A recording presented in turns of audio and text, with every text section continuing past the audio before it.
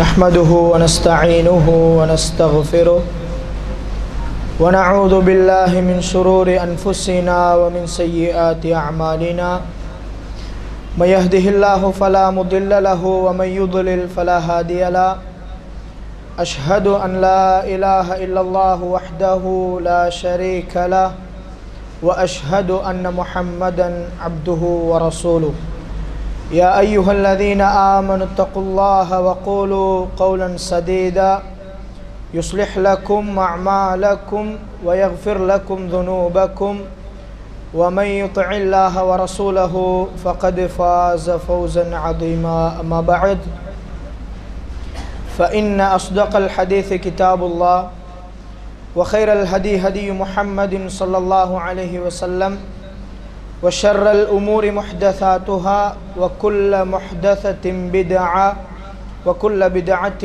ضلالة وكل ضلالة في النار وبعد எல்லாம் வல்ல அல்லாஹ் தஆலாவை போற்றி புகழ்ந்து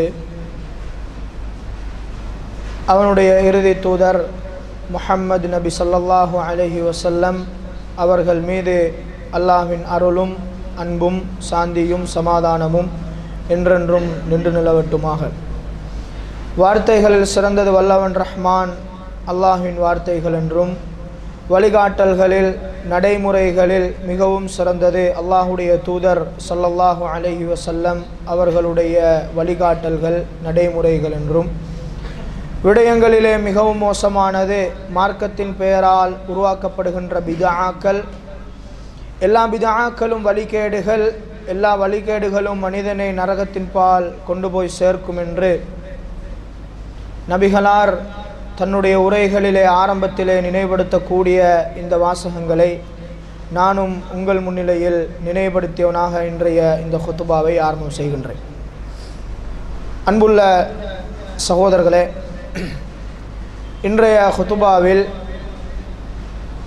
சுவனம் செல்லுவதற்கு இஸ்லாம் காட்டி தந்திருக்கின்ற ஏராளமான வழிமுறைகளில் ஒரு சில வழிமுறைகளை சுருக்கமாக நினைவுபடுத்தலாம் நினைக்கின்றேன். அன்புள்ள சகோதரர்களே, இந்த உலகத்திலே வாழக்கூடிய ஒரு மனிதன் ஒரு முஸ்லிமாக, சிறந்த மனிதனாக இபாதத்துக்கள், வணக்க வழிபாடுகள், இன்னும் பல நல்ல காரியங்கள் செய்து ஒரு நல்லடியானாக வாழ்ந்து மரணிக்கின்ற நேரம், அவனுடைய மரணத்துக்கு பின்னால் இருக்கின்ற மறுமையுடைய வாழ்க்கையில் அல்லாஹ் ரப்புல் ஆலமீன் அந்த மனிதனுக்கு பலவிதமான சிறப்புகளையும் கண்ணியங்களையும் கூலிகளையும் வழங்குகிறான் என்பதை நானும் நீங்களும் அறிந்து வைத்திருக்கிறோம். ஒரு நல்ல ஒரு மனிதனுக்கு அல்லாஹ் மறுமையிலே வழங்கக்கூடிய கூலிகளில் மிக உயர்ந்த கண்ணியமான ஒரு கூலி இருக்கும் என்று சொன்னால் அது சுவர்க்கம். சுவர்க்கத்துக்கு மேலால் ஒரு கூலி இருக்க முடியாது என்று சொல்லக்கூடிய அளவிற்கு அல்லாஹ் வழங்கக்கூடிய ஒரு உயர்தரமான கண்ணியமான கூலிதான் சுவர்க்கம் என்பது. இன்னல்லதீன ஆமனு வ அமிலு ஸாலிஹாத் லஹும் ஜன்னாத். யார் ஈமான் கொண்டு சாலிஹான நல்ல அமல்கள் செய்கின்றார்களோ அவர்களுக்கு அல்லாஹ் சுவர்க்கத்தை கூலியாக வழங்குகின்றான். இன்னல்லதீன ஆமனு வ அமிலு ஸாலிஹாத் உலாயிக ஹும் கைருல் பரியா. அல்லாஹ்வை ஈமான் கொண்டு நல்ல காரியங்கள் சாலிஹான அமல்கள் செய்யக்கூடியவர்கள் அல்லாஹ்வின் படைப்பினங்களில் மிக சிறந்தவர்கள். ஜஸாஉஹும் இன்த ரப்பிஹிம் ஜன்னாத். அவர்களுக்குரிய கூலி அல்லாஹ்விடத்தில் சுவர்க்கம் என்று சொல்லி அல்லாஹ் ரப்புல் ஆலமீன் அல் குர்ஆனிலே பல இடங்களில் சொல்லி காட்டுவதை நானும் நீங்களும் பார்க்கலாம். எனவே அன்புள்ள சகோதரர்களே, இந்த உலகத்திலே வாழக்கூடிய எல்லா முஸ்லிம்களுடைய நோக்கமும் மறுமையில் என்னுடைய பாவங்கள் மன்னிக்கப்பட வேண்டும், நான் சுவர்க்கம் போக வேண்டும். ஒரு முஸ்லிம் பாவியாக இந்த உலகத்திலே வாழுகிறான் என்று வையுங்கள், வெறுமனே பேரளவில் முஸ்லிமாக இருக்கிறான், இபாதத்துக்கள் என்கின்ற பகுதியே அவனுடைய வாழ்க்கையில் கிடையாது, நரகத்துக்குரிய செயலை செய்து கலிமாவை சொன்ன ஒரு முஸ்லிமாக வாழ்ந்து கொண்டிருக்கிறான். இவனிடத்திலே போய் நீ நரகம் போவதற்கு ஆசையா என்று கேட்டால் நிச்சயம் அவன் ஆசை என்று சொல்ல மாட்டான். மறுமையில் என்னுடைய பாவங்கள் மன்னிக்கப்பட வேண்டும், நான் சுவர்க்கம் போக வேண்டும், அதுதான் என்னுடைய ஆசை என்று பாவியாக வாழுகின்ற ஒரு முஸ்லிமும் இந்த உலகத்திலே சொல்ல போகின்றான். நரகத்துக்குரிய செயலை செய்து கொண்டிருப்பான். நாளைக்கு மரணித்தால் அவனுடைய நிலைமை என்னவாகி விடுமோ என்று யோசிக்கின்ற அமைப்பில் அவனுடைய வாழ்க்கை பாவத்திலே மூழ்கிய ஒரு மனிதனாக உலகத்திலே இருப்பான். ஆனால் சுவர்க்கம் கிடைக்க வேண்டும் என்கின்ற ஆசை அவனுடைய அடிமனதிலே இருக்கும். எனவே இந்த உலகத்திலே வாழக்கூடிய எல்லா மனிதர்களுடைய அடிப்படை நோக்கமும் இறைவன் மறுமையிலே வழங்கக்கூடிய அந்த கண்ணியமான உயர்தரமான அந்த சுவர்க்கம் எனக்கு கிடைக்க வேண்டும் என்பதுதான். அன்புள்ள சகோதரர்களே, அப்படி என்றால் அந்த சுவர்க்கத்தை பெற்றுக்கொள்வதற்கு இந்த உலகத்தில் நாங்கள் எப்படி வாழ வேண்டும், அந்த சுவர்க்கத்துக்குரிய வழிகள் என்ன என்பதை கட்டாயம் ஒவ்வொரு முஸ்லிமும் படிப்பதற்கு கடமைப்பட்டிருக்கிறோம். அல்லாஹ் அல் குர்ஆனிலேயும் நபிகளார் ஸல்லல்லாஹு அலைஹி வஸல்லம் அவர்கள் ஹதீஸிலேயும் ஏராளமான வழிமுறைகளை சொல்லி தந்திருக்கிறார்கள். இவைகளை எல்லாம் செய்தால் உங்களுக்கு சுவர்க்கம் கூலி என்கின்ற அடிப்படையில் ஏராளமான செய்திகளை எமக்கு சொல்லி இருக்கிறார்கள். இன்றைய இந்த ஹுதுபாவில் சுருக்கமாக ஒரு செய்தியை, ஒரு ஹதீஸை உங்களுக்கு மத்தியிலே நினைவுபடுத்தலாம் நினைக்கின்றேன். அன்புள்ள சகோதரர்களே, நேரடியாக அந்த ஹதீஸுக்கு போவதற்கு முன்னால் சுவர்க்கம் போவதற்குரிய வழியாக ஒவ்வொன்றாக நபிகளார் சுட்டிக்காட்டி இருந்தாலும் ஒரு பொதுவான ஒரு அடிப்படையை சொன்னார்கள். சஹீஹுல் புகாரியில நீங்க பார்க்கலாம், அபூ ஹுரைரா ரலியல்லாஹு அன்ஹு அவர்கள் அறிவிக்கின்றார்கள், குல்லு உம்மத்தி யதுகுலூனல் ஜன்னா இல்லா மன் அபா. எனது சமுதாயத்தில், எனது உம்மத்தில் எல்லா மனிதர்களும் சுவர்க்கம் செல்லுவார்கள், இல்லா மன் அபா, யாரெல்லாம் மறுத்தார்களோ அவர்களை தவிர என்று சொல்லி நபிகளார் சொல்லுகிறார்கள்.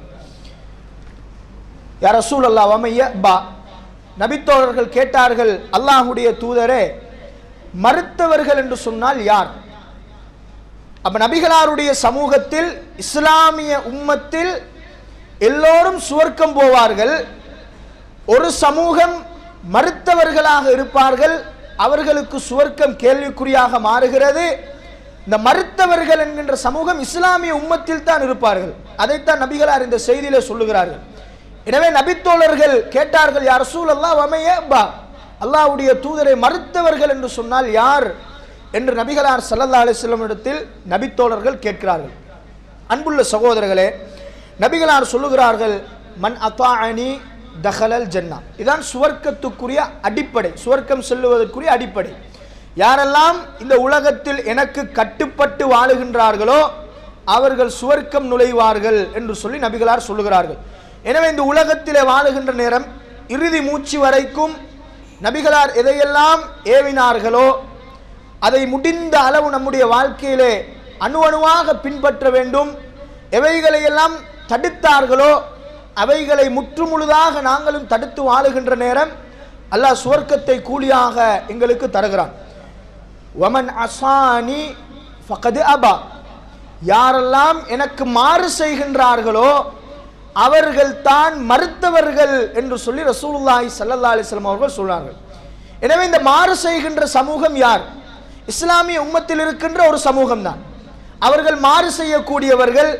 எனவே மறுத்தவர்கள் என்கின்ற கூட்டத்தில் வருவார்கள், அவர்களுக்கு சுவர்க்கம் கேள்விக்குறியாக மாறுகிறது. அன்புள்ள சகோதரர்களே, சுருக்கமாக சொல்லுவதாக இருந்தால், மாறு செய்தவர்கள் என்பவர்கள் நபிகளார் ஸல்லல்லாஹு அலைஹி வஸல்லம் அவர்கள் ஒரு வணக்கத்தை, ஒரு செயலை அல்லது ஒரு வழிகாட்டலை எங்களுக்கு இப்படித்தான் செய்ய வேண்டும் என்று சொல்லி இருக்கிற நேரம் அந்த வணக்கத்தை விட்டுவிட்டு ஒருவர் அந்த வணக்கத்தை விடுகிறார் என்று வையுங்கள், அவர் அதை செய்யவில்லை, இவர் நபிகளாருக்கு கட்டுப்படவில்லை என்பது அர்த்தம்.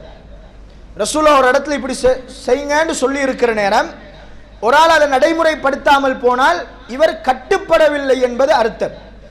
அது ஒரு கடமையாக இருந்தால் அல்லாஹ் அதற்குரிய கூலியை வழங்குவான். ஆனால் ஒரு முஸ்லிம் நபிகளார் ஒரு இடத்திலே ஒரு வணக்கத்தை, ஒரு செயலை காட்டி தந்திருக்கிற நேரம் அந்த வணக்கத்தை நடைமுறைப்படுத்தவும் இல்லை, அந்த இடத்தில் புதிதாக இன்னொன்றை அவர் உருவாக்குவாராக இருந்தால் இவர் மாறு செய்கிறார் என்பது அர்த்தம். அன்புள்ள சகோதரர்களே, அல்லது நபிகளார் ஒரு இடத்தில் ஒரு வழிகாட்டலை காட்டியிருக்கிற நேரம் அந்த வழிகாட்டலோடு சேர்த்து நபிகளார் காட்டாத சில வழிமுறைகளை மனிதர்களாக உருவாக்குகிறார்கள் என்று சொன்னால் இதுவும் நபிகளாருக்கு மாறு செய்வது என்பது அர்த்தம்.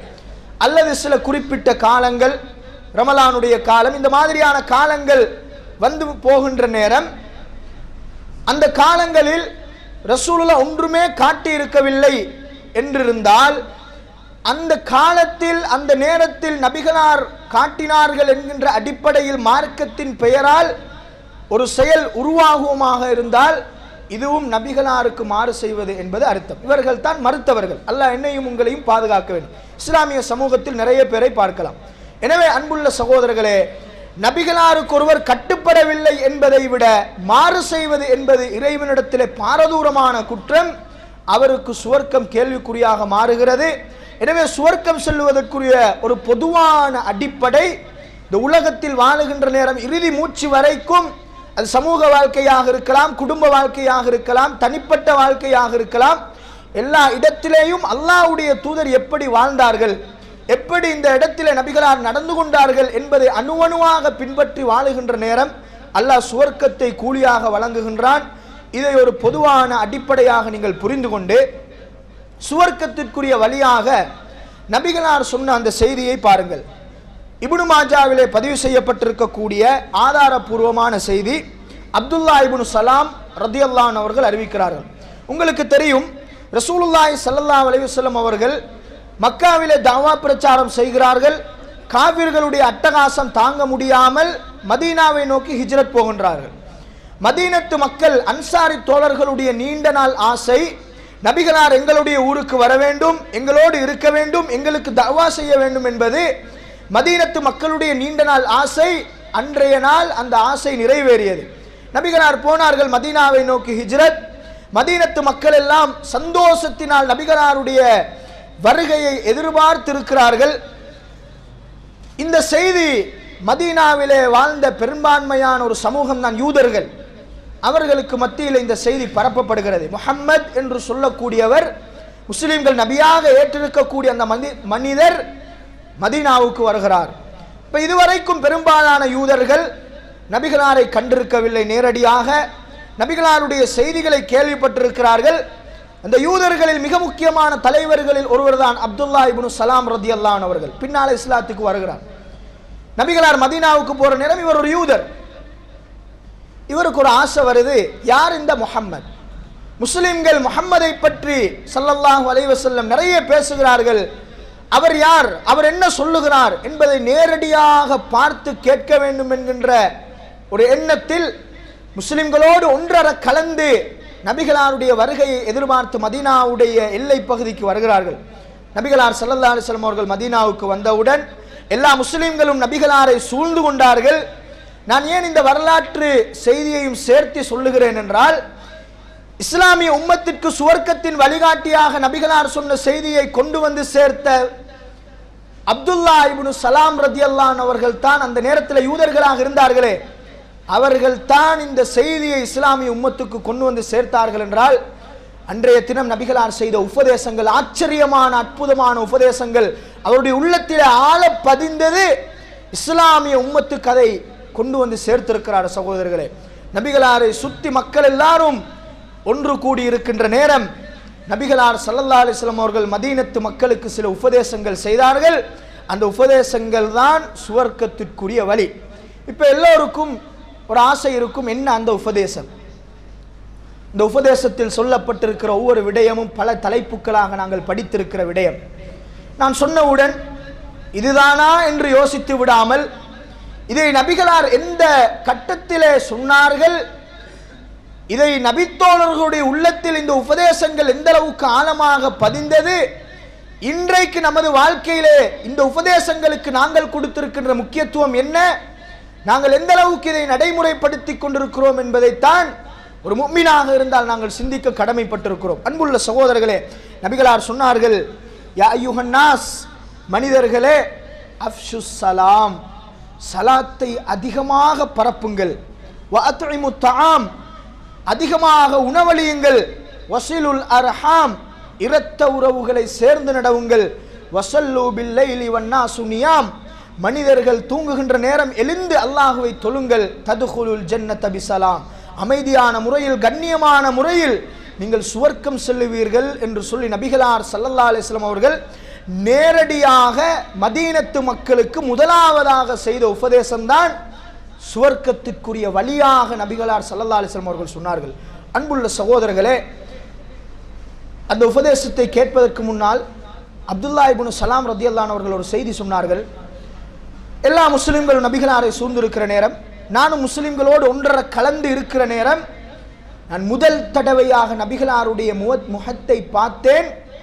லைஸ பிவஜ்ஹின் கذாப், இது ஒரு பொய்யருடைய முகம் அல்ல என்பதை இந்த முகத்தின் பிரகாசத்தை வைத்து நான் அடையாளம் கண்டு கொண்டேன் என்று சொன்னார்கள். நபிகளாருடைய வாயிலே இருந்து நேரடியாக கேட்ட அற்புதமான உபதேசங்கள் தான் இந்த உபதேசங்கள் என்று சொல்லி இஸ்லாமிய உம்மத்திற்கு அப்துல்லா இப்னு சலாம் ரலியல்லாஹு அன்ஹு அவர்கள் இந்த செய்தியை அறிவித்த அந்த இடத்திலே இஸ்லாத்துக்கு வருகிறார்கள். அன்புள்ள சகோதரர்களே, இதில் நபிகளார் இந்த செய்தியில அரபு துணியினுடைய ஒரு அழகான பகுதியை நீங்க பார்க்கலாம். யா அய்யுஹன் நாஸ் அஃஷு ஸலாம் வ அத்இமு த்ஆம் வஸிலுல் அர்ஹாம் வஸல்லு பில்லைலி வன்னாசு நியாம் ததுகுலுல் ஜன்னத பிஸலாம். இந்த செய்தியிலே நபிகளார் முதலாவது சொல்லுகிறார்கள், அஃஷு ஸலாம், அதிகமாக நீங்கள் சலாத்தை பரப்புங்கள் என்று மதீனத்து மக்களுக்கு நேரடியாக நபிகளார் செய்த முதலாவது உபதேசம் என்றால் இது ஒரு சாதாரணமான விடயம் அல்ல. இன்றைக்கு அஸ்ஸலாமு அலைக்கும் என்பது இஸ்லாத்தின் காணிக்கையாக அல்லாஹ் ரப்புல் ஆலமீன் வைத்திருக்கிறான். நாங்கள் அதிகமாக இதை பயன்படுத்துவதன் காரணமாக சில வேளைகளில் இதனுடைய பெருமதி எங்களுக்கு விளங்காமல் இருக்கலாம். ஆனால் இதனுடைய அர்த்தம், இந்த இஸ்லாம் இந்த வார்த்தையை ஒரு கண்ணியமான ஒரு வார்த்தையாக ஒரு முஸ்லிம் இன்னொரு முஸ்லிமை சந்திக்கின்ற நேரம் பிரார்த்தனையாக உள்ளத்திலே இருந்து சொல்லப்பட வேண்டிய ஒரு வார்த்தையாக அல்லாஹ் ரப்புல் ஆலமீன் வைத்திருக்கிறான். இது எந்த அளவுக்கு முக்கியமானது என்றால், அஸ்ஸலாம் என்பது இறைவன் தனக்கு வைத்துக் கொண்ட பெயர்களில் மிக முக்கியமான பெயர். அந்த பெயரை ஒரு முஸ்லிம் இன்னொரு முஸ்லிமை சந்திக்கின்ற நேரம் துஆவாக அடுத்த முஸ்லிமுக்கு செய்ய வேண்டும் என்கின்ற அடிப்படையில் இஸ்லாம் கொண்டு வந்து வைத்திருக்கிறது என்றால் இது ஒரு சாதாரணமான வார்த்தை அல்ல. இந்த வார்த்தை ஏற்படுத்துகின்ற உள்ளங்களுக்கு இடையில இந்த வார்த்தை ஏற்படுத்துகின்ற மாற்றம் இருக்கிறது. சுபஹானல்லாஹ், ஆச்சரியமானது. நீங்க மாற்று மதத்தவர்களையும் பார்க்கலாம். அவர்களும் அவர்களுடைய மதத்தவர்களை சந்திக்கிற நேரம் சில வார்த்தைகளை பயன்படுத்துவார்கள். ஆனால் எல்லா இடங்களிலேயும் அந்த வார்த்தையை சொல்ல முடியாது. ஆனால் இஸ்லாம் காட்டியிருக்கிற இந்த அற்புதமான வார்த்தை இருக்கிறது. சிறியவர்கள் பெரியவர்கள், கவலை சந்தோஷம், அடிமை சுதந்திரமானவன் என்கின்ற வேறுபாடு இல்லாமல் எல்லா நேரத்திலேயும் எல்லா முஸ்லிம்களும் அடுத்த முஸ்லிமை பார்த்து சொல்ல முடியுமான அற்புதமான வார்த்தை தான் அஸ்ஸலாமு அலைக்கும் என்று சொல்லக்கூடிய இந்த வார்த்தை. சகோதரர்களே, நபிகளார் ஸல்லல்லாஹு அலைஹி வஸல்லம் அவர்கள் சொன்னார்கள், சஹீஹுல் முஸ்லிம்ல வரக்கூடிய செய்தி, லா ததுகுலுல் ஜன்னத ஹத்தா துமினு, நீங்கள் ஈமான் கொள்ளுகின்ற வரைக்கும் சொர்க்கம் போக முடியாது நாங்கள் ரசூலுல்லாஹ். இது நாம் அறிஞ்சிருக்கக்கூடிய விடயம். ஈமான் இருந்தால் தான் சொர்க்கம் கூலி. வலா துமினு ஹத்தா தஹாப்பு, நீங்கள் ஒருவருக்கொருவர் நேசம் கொள்ளுகின்ற வரைக்கும், ஒருவருக்கொருவர் நேசிக்கின்ற வரைக்கும், பாசமாக இருக்கின்ற வரைக்கும் ஈமான் கொள்ள முடியாது என்றார்கள் நபிகளார். அப்ப நேசம் இருந்தால்தான் ஈமான் கிடைக்கும். அந்த ஈமான் இருந்தால் தான் சுவர்க்கம் கூலியாக கிடைக்கும். அவலா அதுல்லுக்கும் அலா ஷைஇன் இதா ஃபஅல்துமூஹு தஹாபப்தும், உங்களுக்கு மத்தியில நேசத்தையும் பாசத்தையும் உருவாக்குகின்ற ஒரு விடயத்தை நான் கற்றுத்தரவா என்று நபிகளார் நபித்தோழர்களுக்கு மத்தியிலே கேட்டார்கள். அன்புள்ள சகோதரர்களே, ஒரு முஸ்லிம் இன்னொரு முஸ்லிமை நேசிப்பது என்பது இஸ்லாத்தில் ஒரு மிக முக்கியமான கடமை. இந்த கடமையினுடைய யதார்த்தத்தை ஒவ்வொரு முஸ்லிமும் புரிந்துதான் இருக்கிறோம்.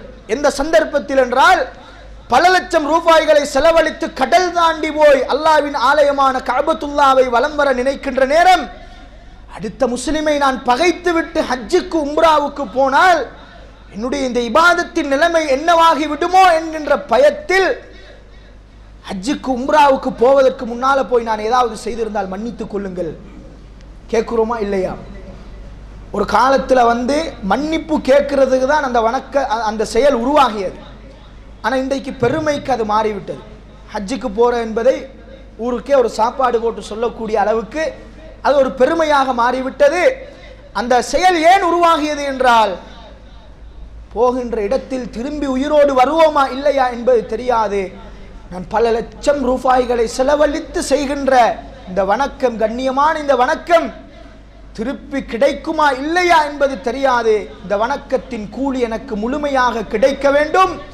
நான் அடுத்த முஸ்லிமை பகைமையோடு இருந்தால், பகைத்திருந்தால், கிழமைக்கு 2 நாட்கள் எனது வணக்கம் அல்லாஹ்விடத்தில் எடுத்து காட்டப்படுகின்ற நேரம், இந்த முஸ்லிம் அடுத்தவனோடு பகைத்திருக்கிறான், இவனை திருப்பி அனுப்புங்கள், இவனுடைய வணக்கத்தை எடுத்து செல்லுங்கள், அவங்க 2 பேரும் சேர்ந்ததுக்கு பின்னால பார்ப்போம் என்று அல்லாஹ் சொல்லுவானே. இந்த யதார்த்தத்தை அந்த நேரத்தில் நாங்கள் புரிந்தோம். ஆனால் அன்றாட வாழ்க்கையில செய்கின்ற வணக்கங்களின் போது மறந்து விட்டோம் சகோதரர்களே. ஐங்கால தொழுகை என்பது எப்படி ஹஜ் என்பது இஸ்லாத்தில் ஒரு கடமையோ, உம்ரா என்பது ஒரு வணக்கமோ, அதே போன்ற அந்தஸ்துடைய ஒரு வணக்கம் தான் ஐங்கால தொழுகை. சுபகுடைய ஜமாஅத்துக்கு ஷைத்தானோடு போராடி உள்ளத்தை கட்டுப்படுத்தி எலும்பி சிரமத்துக்கு மத்தியிலே ஜமாஅத்திலே வந்து தக்பீர் கட்டுகிற நாங்கள் அடுத்த முஸ்லிமோடு நான் பகைத்திருக்கிறேனே, எனது சுபகு தொழுகை நிலைமை என்ன என்பதை சிந்திக்க மறந்து விட்டோம்.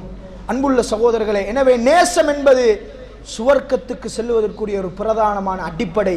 இந்த நேசம் ஒரு முஸ்லிமை பகைக்காமல் நேசத்தோடு இருந்தால்தான் இந்த ஈமான் முழுமை அடையும். அந்த ஈமான் இருந்தால் தான் சுவர்க்கம் கூலி. எனவே தான் நபிகளார் கேட்டார்கள், அவலா அதுல்லுக்கும் அலா ஷைஇன் இதா ஃபஅல்துமூஹு தஹாபப்தும், உங்களுக்கு மத்தியிலே நேசத்தை ஏற்படுத்துகின்ற ஒரு செயலை நான் சொல்லித்தரவா என்று கேட்டார்கள். அன்புள்ள சகோதரர்களே, அஃஷு ஸலாம பைனக்கும், உங்களுக்கு மத்தியில் அதிகமாக சலாத்தை பரப்புங்கள் என்று சொன்னார்கள். ஒரு ஏதோ 2 பேருக்கு இடையில் ஒரு பிரச்சனை, ஒரு சண்டை ஏற்படுகிறது, பிரிந்து செல்லுகிறார்கள், நீண்ட நாட்கள் உருண்டோடுகிறது, போய் கதைக்க வேண்டும் என்கின்ற ஆசை அடிமனதில் இருக்கிறது. ஆனால் நான் அவருடைய முகத்தை பார்த்து எப்படி பேசுவது என்கின்ற பிரச்சனை தடுக்கிறது. நான் எப்படி, எதை கொண்டு நான் ஆரம்பிப்பது? இஸ்லாம் சொல்லுது இப்தா பிஸ்ஸலாம், சலாத்தை கொன்று பகைவர்களாக இருந்தாலும் நீ அஸ்ஸலாமு அலைக்கும் என்று உள்ளத்தினால் சொல்லுகின்ற நேரம் அந்த பகைமையை தகர்த்தெறிகின்ற அளவுக்கு அல்லாஹ் ஒரு பவர் இந்த வார்த்தைக்கு கொடுத்திருக்கிறான். சகோதரர்களே, உள்ளத்தினால் சொல்லுவதற்கு நானும் நீங்களும் பழகிக்கொள்ள வேண்டும். அன்புள்ள சகோதரர்களே, ஆனால் இன்றைக்கு இஸ்லாமிய சமூகத்தில் இந்த வார்த்தை எப்படி மாறி வருகிறது என்றால், தெரிந்தவர்களுக்கு மாத்திரம் சலாம் சொல்லுகின்ற கலாச்சாரம் உருவாகி வருகிறது. நபிகளாரத்தில் ஒரு மனிதர் வருகிறார், ஐயுல் இஸ்லாமி ஹைர், இஸ்லாத்தில் மிக சிறந்தது எது என்று கேட்டார். ஹஜ்ஜு, உம்ரா போன்ற பெரும் பெரும் வணக்கங்கள் இருக்கிற நேரம் நபிகளார் சொன்னார்கள், துத்இமு தஆம், உணவளிப்பதும், வதக்ரஉ ஸலாம அலா மன் அரஃப்த வமன் லம் தஅரிஃப், தெரிந்தவர்களுக்கும் தெரியாதவர்களுக்கும் சலாம் சொல்லுவது என்று சொன்னார்கள். தெரிந்தவர்களுக்கு மட்டுமல்ல, பாதையில போகிறோம், வருகிறவர் முஸ்லிம் என்று விளங்குது, யார் என்பது தெரியாது, சலாம் சொல்லுகிறோம், முஸ்லிமாக இருந்தால் பதில் சொல்லுவார், அந்நியனாக இருந்தால் சிரித்து விட்டு போவார். அன்புள்ள சகோதரர்களே, எனவே நபிகளார் சுவர்க்கத்துக்கு வழியாக மதீனத்து மக்களுக்கு முதலாவது செய்த உபதேசம் அஃஷு ஸலாம், அதிகமாக சலாத்தை பரப்புங்கள். இரண்டாவது வஅத்இமு தஆம், உணவளியுங்கள் என்று சொன்னார்கள். உணவளித்தல் என்பது இன்றைக்கு குறைந்து கொண்டு போகின்ற ஒரு வணக்கம், அல்லது வணக்கமாக பார்க்கப்படாத ஒரு சிறந்த ஒரு வணக்கம் தான் அடுத்தவர்களுக்கு உணவளிப்பது என்பது. இஸ்லாத்தில் ஒரு கண்ணியமான வணக்கம். அல்லாஹ் நிறைய குர்ஆனிலே இது சம்பந்தமாக பேசியிருக்கிறான். நபித்தோழர்கள் இந்த வணக்கத்திற்குரிய கூலியின் ஆழத்தை விளங்கினார்கள். ஒரு முஸ்லிமுக்கு உணவு கொடுப்பதற்குரிய சந்தர்ப்பம் எனக்கு கிடைக்காதா என்பதை எதிர்பார்த்திருந்தார்கள். நாங்கள் கிடைக்கிற சந்தர்ப்பத்தை நழுவ விட்டு கொண்டிருக்கிறோம். அன்புள்ள சகோதரர்களை, இதில் நபிகளார் பொதுப்படையாகத்தான் சொல்லுகிறார்கள், வஅத்இமு தஆம், அதிகமாக உணவளியுங்கள். அப்போ இது ஏழைகளுக்கு உணவு கொடுப்பதும் வரும், நண்பர்களுக்கு உணவளிப்பதும் வரும், அண்டை வீட்டார்கள், விருந்தினர்கள் எல்லோரும் இதில் உள்ளடங்குவார்கள். உணவு கொடுத்தல் என்பது ஒரு வெறுமனே உலக ரீதியான ஒரு செயல் மாத்திரம் நாங்கள் அந்த பார்வையில் பார்க்காமல் அல்லாஹ்விடத்தில் கூலியை பெற்று தருகிற ஒரு கண்ணியமான வணக்கமாக நாங்கள் பார்க்க வேண்டும். அன்புள்ள சகோதரர்களே, அதில் குறிப்பாக ஏழைகளுக்கு உணவளித்தல் என்கின்ற அந்த பகுதியை இஸ்லாம் தனியாக பேசியிருப்பதை நானும் நீங்களும் பார்க்கலாம். எந்த அளவுக்கு என்று சொன்னால், அல்லாஹ் சுவனவாசிகளுடைய பண்பாக சொல்லுகிறான், வயுத்இமூன தஆம் அலா ஹுப்பிஹி மிஸ்கீனன் வயதீமன் வஅஸீரா. இந்த சுவனவாசிகள் ஏழைகளுக்கும் அனாதைகளுக்கும் சிறை கைதிகளுக்கும் அவர்கள் உணவு கொடுப்பார்கள், அல்லாஹ்வுடைய நேசத்திற்காக அவர்கள் உணவு கொடுப்பார்கள் என்று சொல்லி அல்லாஹ் ரப்புல் ஆலமீன் சொல்லி காட்டுகிறான். அன்புள்ள சகோதரர்களை, சுவனத்தை ஆசை வைக்கிற நாங்கள் வணக்கமாக பார்த்து இதை செய்வதற்கு பழகிக்கொள்ள வேண்டும். ஏழைகளுக்கு உணவு கொடுத்தல் என்பது இஸ்லாத்தின் ஒரு தனிப்பகுதி. அது எந்த அளவுக்கு முக்கியமானது என்று சொன்னால், நாங்கள் செய்கின்ற மார்க்க ரீதியான சில குற்றங்களுக்கு குற்ற பரிகாரமாக இஸ்லாம் ஏழைகளுக்கு உணவு கொடுப்பதை வைத்திருக்கிறது. கிட்டத்தட்ட 9 அல்லது 10 சட்டங்களில் ஏழைகளுக்கு உணவு கொடுப்பதை குற்ற பரிகாரமாக இஸ்லாம் வைத்திருக்கிறது. அந்த அளவுக்கு ஒரு மிக முக்கியமான கண்ணியமான ஒரு வணக்கம். இன்றைக்கு இது எந்த அளவுக்கு மாறி வருகிறது என்று சொன்னால், ஒரு மனிதர் வருகிறார், பகல் சாப்பாட்டுக்கு ஒரு 100 ரூபா தாங்காண்டு கேட்கிறார். ஒரு 100 ரூபாவை கொடுப்பதற்கு 1000 விடுத்தம் இவர் யோசிக்கிறார். நான் கொடுக்கின்ற பணத்தை வைத்து இவன் சிகரெட்டு குடிப்பானா, ஹராமான முறையில் பயன்படுத்துவானா என்பதை இவர் யோசித்து கொடுக்கிற தர்மங்கள் குறைவதை நானும் நீங்களும் பார்க்கலாம். அன்புள்ள சகோதரர், ஒன்றை நீங்கள் புரிந்து கொள்ளுங்கள். அல்லது இன்றைக்கு எந்த அளவுக்கு இந்த வணக்கம் மாறி வருகிறது என்றால், நல்ல சமூகத்தில் அந்தஸ்துள்ளவர்களை பார்த்து மறந்துடாம இந்த உணவு கொடுக்கின்ற கலாச்சாரம்.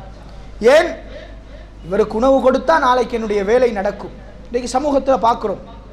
ஆனால் அல்லாஹ் குர்ஆனில் சொல்லுகிற ஒரு அடிப்படை செய்தி சுவனவாசிகளுடைய பண்பு, இன்னமா நுத்இமுக்கும் லிவஜ்ஹில்லாஹ் லா நுரீது மின்கும் ஜஸாஅ வலா ஷுக்கூரா. அவர்கள் உணவு கொடுப்பதெல்லாம் அல்லாஹ்வுக்காக வேண்டி மாத்திரம். லா நுரீது மின்கும் ஜஸாஅ வலா ஷுக்கூரா. அவர்கள் உங்களிடத்திலிருந்து எந்த ஒரு கூலியையும் பிரதி உபகாரத்தையும் நன்றியையும் அவர்கள் எதிர்பார்க்கவில்லை என்று சொல்லி அல்லாஹ் ரப்புல் ஆலமீன் சொல்லி காட்டுகிறான். வருகின்ற மனிதர் உணவுக்காக பணம் கேட்கிறார். உங்களுக்கு திருப்தி இல்லையா, ஒரு சாப்பாடு பார்சலை வாங்கி கொடுங்க. அவர் எப்படி செலவழிப்பார் என்பதை நிர்வகிக்கின்ற அதிகாரம் எங்களுக்கு இல்லை. நாம் கொடுத்தோம், அல்லாஹ்வுக்காக நீ கொடுத்தோம், எங்களுக்கு அல்லாஹ் இடத்துல கூலி இருக்கிறது இல்லை. அவர் எனக்கு தெரியும், நல்ல அறிந்த மனிதர், அவர் போதை வஸ்துவை பாவிக்கக்கூடிய மனிதர் என்பது எனக்கு தெரியும். ஆனால் அவர் கேட்டது பகல் நேர உணவுக்காக. சகோதரர்களே, ஒருவர் வருகிறார், ஒரு சிகரெட் வாங்கணும், 40 ரூபா தாங்கன்னு கேட்டால் இப்போ தவிர்க்கலாம். அவர் கேட்டது பகல் நேர உணவுக்காக இருந்தால் கொடுத்தோமா, அவர் எப்படி செலவழிக்கிறார் என்பது எங்களுக்கு தேவையில்லை. நாங்கள் அல்லாஹ்வுக்காக வேண்டி செய்தால் அல்லாஹ் எங்களுக்கு முழுமையான கூலியை தருவான் என்பதை நானும் நீங்களும் புரிந்து கொள்ள வேண்டும். இந்த வணக்கத்திலே நபித்தோழர்கள் எந்த அளவுக்கு ஆர்வமாக இருந்தார்கள் என்றால், நாம் எல்லாம் அறிந்த ஒரு பிரபல்யமான ஒரு செய்தி தான். நபிகளாருடைய மஜ்லிஸுக்கு ஒரு மனிதர் வருகிறார். இரவு நேரம். அல்லாஹ்வுடைய தூதரே, கடுமையாக பசிக்கிறது, சாப்பாடு தாங்கன்னு கேட்டார்கள். நபிகளார் மனைமாருடைய வீட்டுக்கு அனுப்பினார்கள். தண்ணியை தவிர வேறொன்றும் இல்லை. நபிகளார் நபித்தோழர்களுக்கு மத்தியிலே கேட்டார்கள், இன்றைய இரவு யார் இந்த மனிதரை விருந்தாளியாக அழைத்து செல்கின்றாரோ அல்லாஹ் அவருக்கு அருள் புரிவான் என்று சொன்னார்கள். ஃபகாம ரஜுலும் மினல் அன்சார் ஃபகால அன யா ரசூலல்லாஹ். ரசூலுல்லாஹ் சொல்லி முடிய ஒரு மனிதர் எழும்பினார், அன்சாரி தோழர், அல்லாஹ்வுடைய தூதரை நான் கூட்டிட்டு போறேன் என்று சொன்னார்கள். இஸ்லாமிய வரலாற்றில் அல்லது உலக வரலாற்றில் விளக்கை அணைத்து முழு குடும்பமும் பசியோடு இருந்த ஒரு மனிதருக்கு சாப்பாடு கொடுத்த வரலாறு இஸ்லாமிய உம்மத்தில் மாத்திரம்தான் நிலவு இருக்கிற சகோதரர்களே. அந்த அளவுக்கு கண்ணியமான ஒரு வணக்கமாக இதை அவர்கள் பார்த்தார்கள்.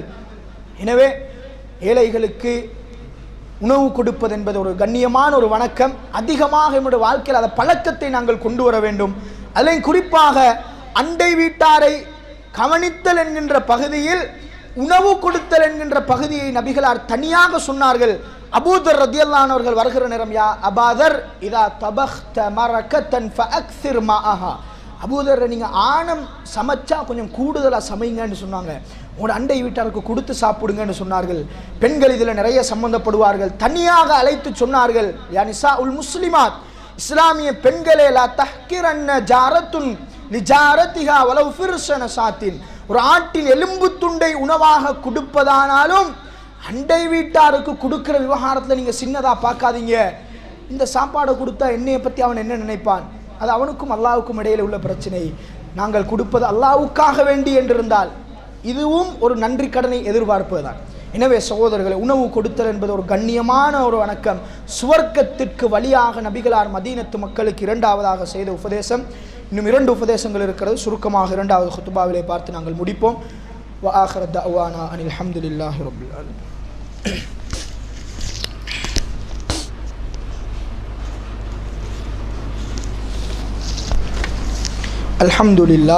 அல்ஹம்துலில்லாஹி ரப்பில் ஆலமீன் வஸ்ஸலாத்து வஸ்ஸலாமு அலா முஹம்மதின் வ அலா ஆலிஹி வ ஸஹ்பிஹி அஜ்மஈன். அம்மா பஅத். அன்புள்ள சகோதரர்களே, 3வது உபதேசமாக நபிகளார் சொன்னார்கள், வஸிலுல் அர்ஹாம், இரத்த உறவுகளை சேர்ந்து நடந்து கொள்ளுங்கள் என்று சொல்லி நபிகளார் சொன்னார்கள். இரத்த உறவுகள் என்பது இறைவன் படைத்திருக்கக்கூடிய உறவு முறைகளில் ஒரு கண்ணியமான உறவு. எந்த அளவுக்கென்றால் நண்பர்கள் என்கின்ற உறவு, அண்டை வீட்டார்கள், ஊர் மக்கள், இந்த மாதிரி பலவிதமான உறவுகளில் அல்லாஹ்வின் பொருத்தத்தை கேட்டெடுத்த ஒரு அற்புதமான உறவுதான் இரத்த உறவு. ஒரு மனிதனுக்கு உலகத்திலே பக்கபலமாக அல்லாஹ் வைத்திருக்கக்கூடிய ஒரு உறவு. இந்த உறவுக்கு அல்லாஹ் வைத்திருக்கிற ஒரு பவர் என்ன என்று சொன்னால், ரெண்டு உறவுக்கு மத்தியில் பிரச்சனை வந்தால் திருப்பி மனம் விட்டு சேர்ந்து கொள்ளக்கூடிய அளவுக்கு அல்லாஹ் ஒரு பவரை அந்த இரத்த உறவுகளுக்கு வைத்திருக்கிறான். அன்புள்ள சகோதரர்களே, அதனால தான் ரசூலுல்லாஹி ஸல்லல்லாஹு அலைஹி வஸல்லம் அவர்கள் ஒவ்வொரு பயானையும் ஆரம்பிக்கின்ற நேரம் ஒரு வசனம் ஓதுவார்கள். யா அய்யுஹன் நாஸ் இத்தகு ரப்பக்கும் அல்லதி ஹலகக்கும் மின் நஃப்ஸி வாஹிதா. இந்த அடிப்படையை ரசூலுல்லாஹ் முதலாவதே சொல்லுவார்கள். அந்த வசனத்தில் அல்லாஹ் முதலாவது ஒரு அடிப்படையை சொல்லுகிறான். நீங்கள் எல்லோரும் ஒரு ஆத்மாவில் இருந்து தான் நீங்கள் படைக்கப்பட்டிருக்கிறீர்கள். எல்லா பிரச்சனைகளுக்கும் உரிய மனிதர்களுக்கு மத்தியில் ஏற்படுகிற பிரச்சனைக்குரிய தீர்வு அங்கதான் இருக்கிற சகோதரர்களே. நம்ம ஒரு முஸ்லிமோடு ஒரு இரத்த உறவோடு சண்டை பிடிக்கிறோமா, எனது தந்தையும் இவனுடைய தந்தையும் அடிப்படையில் ஒன்று என்பதை நாங்கள் மறந்துவிடக்கூடாது. அந்த வசனத்திலே இறுதியாக நபிகளார் சொல்வார்கள், அல்லாஹ் சொல்லுகிறான், வத்தகுல்லாஹ் அல்லதி தஸாஅலூன பிஹி வல் அர்ஹாம். நீங்கள் அல்லாஹ்வை பயந்து கொள்ளுங்கள், உங்களுடைய உரிமைகளை அல்லாஹ்வை சாட்சியாக வைத்து நீங்கள் உங்களுக்கு மத்தியிலே கேட்டுக்கொள்கிறீர்களே அந்த விவகாரத்தில் அல்லாஹ்வை பயந்து கொள்ளுங்கள். வல் அர்ஹாம், இரத்த உறவுகளுடைய விவகாரத்தில் அல்லாஹ்வை பயந்து கொள்ளுங்கள். அதை துண்டித்து வாழுவதில் அல்லாஹ்வை பயந்து கொள்ளுங்கள்.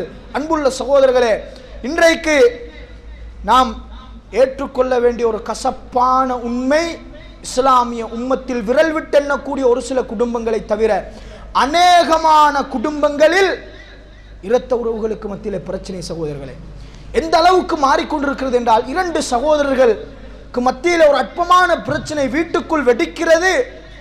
பாதையோரத்துக்கு வந்து அந்நியவனிடத்தில் தீர்வு தேடி போய் அந்த ஊரிலேயே கேவலப்படுகின்ற அளவுக்கு இன்றைக்கு இஸ்லாமிய உம்மத்தில் இரத்த உறவுகள் மாறிக்கொண்டிருக்கிறது.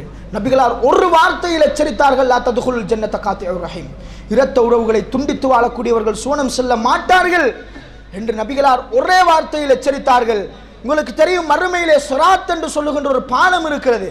இந்த பாலத்திலே எல்லா மனிதர்களும் கடந்தே ஆக வேண்டும். வஇம்மின்கும் இல்லா வாரிதுஹா கான அலா ரப்பிக ஹத்மம் மக்தியா. அதில் நீங்கள் ஒவ்வொருவரும் அந்த பாலத்தை கடந்தே ஆக வேண்டும். இது இறைவன் தன் மீது விதியாக்கி கொண்ட விதி. நாம் விரும்பாவிட்டாலும் அல்லாஹ் கொண்டு வந்து வைப்பான். அந்த பாலத்துக்கு வலதிலேயும் இடத்திலேயும் இரத்த உறவுகளும் அமானிதமும் ஒரு கொக்கியை போன்று தொங்கிக் கொண்டிருக்கும் என்று சொல்லி ஸல்லல்லாஹு அலைஹி வஸல்லம் அவர்கள் சொன்னார்கள். சஹீஹுல் முஸ்லிம் இந்த செய்தியை பார்க்கலாம். உலகத்தில் அற்பமான பிரச்சனைகளுக்காக, கௌரவத்துக்காக இரத்த உறவுகளை துண்டித்து வாழ்ந்து மரணித்து மறுமையில் அந்த பாலத்துக்கு முன்னால் வந்து நின்றால் எங்களுடைய நிலைமையை கொஞ்சம் சிந்தனை செய்து பாருங்கள். அன்புள்ள சகோதரர்களே, ரெண்டு பேருக்கு இடையில சண்டை வருது, ஒரு பிரச்சனை வருது, நீண்ட நாட்களுக்கு பின்னால் பேச வேண்டும் என்கின்ற ஆசை வருது. வரட்டு கௌரவமும் பிடிவாதமும் தலைக்கணமும் தடுத்து கொண்டிருக்கிறது. நாணக்காரன் சொல்றான், அவன் என்னை விட வயசுல குறைஞ்சவன், அவன் வந்து பேசினா நான் பேச ரெடி. தம்பிக்காரன் சொல்றான், நானதான் பிரச்சனைக்கு வந்தது, அவன் பேசினா நான் பேச ரெடி. அன்புள்ள சகோதரர்களே, வரட்டு கௌரவம் பெருமை தடுத்து கொண்டிருக்கிறது. நபிகளார் சொன்னார்கள், லைசல் வாசிலு பில் முகாஃபி வலக்கினுல் வாசில் உள்ளதி இதா குத்திஅத் ரஹிமுஹு வஸலஹா. பகரத்துக்கு பகரம் அவன் வந்தாதான் நான் போவேன், அவன் பேசினாதான் நான் பேசுவேன், அவன் சலாம் சொன்னாதான் நான் சலாம் சொல்வேன். இந்த மாதிரி உறவு பேணக்கூடியவர்கள் அல்லாஹ்விடத்தில் உண்மையான உறவுக்காரர்களே அல்ல. உறவுகள் துண்டிக்கிற நேரம் அல்லாஹ்வின் பொருத்தத்தை எதிர்பார்த்து அல்லாஹ்விடத்தில் நான் தப்பிவிட வேண்டும் என்கின்ற எண்ணத்தோடு உறவுகள் உலகத்தில் துண்டித்தாலும் இந்த கேவலம் என்பது நிரந்தரமானது அல்ல என்பதை சிந்தித்து ஒரு முஸ்லிம் தன்னுடைய உறவோடு சேர்ந்து நடக்கிற நேரம், அன்புள்ள சகோதரர்களே, அவன்தான் உண்மையான உறவுக்காரன் என்று சொல்லி ரசூலுல்லாஹி ஸல்லல்லாஹு அலைஹி வஸல்லம் அவர்கள் சொன்னார்கள். இதில் ஒரு இரத்த உறவுகளுடைய விவகாரத்தில் ஒரு தனித்தலைப்பாக பேசப்பட வேண்டிய ஒரு பகுதி இருக்கிறது. உலமாக்களுக்கு மத்தியில் அந்த பகுதி நான் நினைக்கிறேன் பேசப்படுவது என்பது குறைவு. அல்லாஹ் குர்ஆனில் ஒரு வசனம் சொல்லுகிறான், முனாஃபிக்குகள் சம்பந்தமாக சொல்லுகின்ற நேரம், அதாவது முனாஃபிக்குகள் அல்லாஹ்வுடைய தூதருக்கு கட்டுப்படுவதை புறக்கணித்து அன்துஃப்ஸிது ஃபில் அர்த், பூமியில் குழப்பம் விளைவித்து வதுகத்திஉ அர்ஹாமக்கும், உங்களுடைய உறவு இரத்த உறவுகளுக்கு மத்தியில் துண்டிப்பை ஏற்படுத்தி விடுவதற்கு அவர்கள் விரும்புகிறார்கள். அன்புள்ள சகோதரர்களே, இரத்த உறவுகளை துண்டிப்பதென்பது ஒரு பெரும்பாவம், துண்டித்து விடுவதென்பது அதை விட ஒரு பெரும்பாவம். இன்றைக்கு சமூகத்தில் நிறைய பார்க்கலாம். 2 பேருக்கு சண்டைண்டா இன்னும் மூட்டி விட்டு பிரச்சனையை ஏற்படுத்துகின்ற எத்தனையோ பேர் இஸ்லாமிய உம்மத்தில் வாழ்கிறார்கள். இதில் நிறைய பகுதிகள் பேசப்பட வேண்டும், ஒரு தனி தலைப்பது. எனவே சகோதரர்களே, இரத்த உறவுகள் என்பது அல்லாஹ் தந்த ஒரு கண்ணியமான உறவு. அதற்குரிய கூலி அல்லாஹ் மறுமையிலே சுவர்க்கத்தை கூலியாக வழங்குகிறான். மதீனத்து மக்களுக்கு 3ஆவதாக இந்த உபதேசத்தை செய்தார்கள். 4வது உபதேசம் கடைசியாக. அன்புள்ள சகோதரர்களே, இவ்வளவு நேரம் சொன்ன இந்த 3 உபதேசங்களும் ஒரு முஸ்லீம் இன்னொரு முஸ்லீமோடு சம்பந்தப்படுவது. 4வது உபதேசம் ஒரு முஸ்லிமும் அல்லாவும் மாத்திரம் சம்பந்தப்படுகின்ற ஒரு அழகான வழக்கம். வசல்லு பில்லைல் வன்னாசு நியாம். மனிதர்கள் தூங்குகின்ற நேரம் எழுந்து அல்லாஹ்வை தொழுங்கள் என்று சொன்னார்கள். இரவு தொழுகை ஒரு அற்புதமான தொழுகை. இந்த தொழுகை ஏற்படுத்துகின்ற மாற்றம் ஆச்சரியமானது. அனுபவித்தவர்களுக்கு அது தெரியும். இந்த வணக்கம் ஆழமான பரக்கத்தையும் சந்தோஷத்தையும் நிம்மதியையும் ஒரு முஸ்லிமுடைய வாழ்க்கையிலே கொண்டு வரும். யன்சிலு ரப்புனா தபாரக வ தஆலா குல்ல லைலத்தின் இல ஸமாஇ துன்யா ஹீன யுபகா சுலுசுல் லைலில் ஆகிர். இரவினுடைய இறுதி பகுதியில் 3வது வானத்தை நோக்கி அல்லாஹ் ரப்புல் ஆலமீன் இறங்கி மனிதர்களோடு பேசுகின்ற ஒரு அழகான நேரத்தில் நாங்கள் எழுந்து 2 ரக்காத்துக்கள் தொழுதால் அல்லாஹ்விடத்திலே மிக மிக ஏற்றமான கூலிகள் கண்ணியங்கள் இந்த வணக்கத்துக்கு இருக்கிறது. ததஜாஃபா ஜுனூபுஹும் அனில் மதாஜிஇ யதுஊன ரப்பஹும் ஹௌஃபா வ தமஆ. அல்லாஹ் முஃமின்களுடைய பண்பாக சொல்கிறார், தங்களுடைய விழாக்களை அவர்கள் எழுப்பி யதுஊன ரப்பஹும் ஹௌஃபா வ தமஆ, பயத்தோடும் அச்சத்தோடும் பணிவோடும் அவர்கள் அல்லாஹ்வை அழைக்கிறார்கள் என்று சொல்லி அல்லாஹ் ரப்புல் ஆலமீன் சொல்கிறான். எனவே இரவு தொழுகை என்பது போட்டி பொறாமைகள் இல்லாமல் உள்ளம் கிளியராக இருக்கிற நேரம் அல்லாஹ்விடத்தில் நாங்கள் தொழக்கூடிய ஒரு அற்புதமான வணக்கம். எனவே சுவர்க்கத்திற்குரிய வழியாக நபிகளார் சொன்னார்கள், இந்த வழிகளை ஒரு முஸ்லிம் உலகத்திலே பின்பற்றி வாழ்ந்தால் ததுகுலுல் ஜன்னத பிஸலாம், சாந்தியான முறையில் அமைதியான முறையில் கண்ணியமான முறையில் அவர் சுவர்க்கம் செல்லுவார் என்று நபிகளார் சொன்னார்கள். கடைசியாக அந்த செய்தியை முழுமையாக ஞாபகப்படுத்தி முடிக்கிறேன். யா அய்யுஹன் நாஸ், மனிதர்களே, அஃப்ஷுஸ் சலாம், அதிகமாக சலாத்தை பரப்புங்கள். வ அத்இமுத் தஆம், உணவளியுங்கள். வசிலுல் அர்ஹாம், இரத்த உறவுகளை சேர்ந்து நடவுங்கள். வஸல்லு பில்லைல் வன்னாசு நியாம், மனிதர்கள் தூங்குகின்ற நேரம் எழுந்து அல்லாஹ்வை வணங்குங்கள். ததுகுலுல் ஜன்னத பிஸலாம், கண்ணியமான முறையில் நீங்கள் சுவர்க்கம் செல்லுவீர்கள். எனவே இது போன்ற சுவர்க்கத்துக்குரிய வழிகளை படித்து நமது வாழ்க்கையை நடைமுறைப்படுத்தி மறுமையிலே இறைவன் வழங்கக்கூடிய கண்ணியமான அந்த சுவர்க்கத்தை அடைந்து கொள்வதற்கு அல்லாஹ் ரப்புல் ஆலமீன் எனக்கும் உங்களுக்கும் அருள் புரிவானாக. ஹதா மா இன்தி வல் இல்மு இந்தல்லாஹ். கூலு கௌலி ஹதா அஸ்தக்ஃபிருல்லாஹ் லி வ லக்கும் வ ஆখির தஅவானா அல்ஹம்துலில்லாஹி ரப்பில் ஆலமீன்.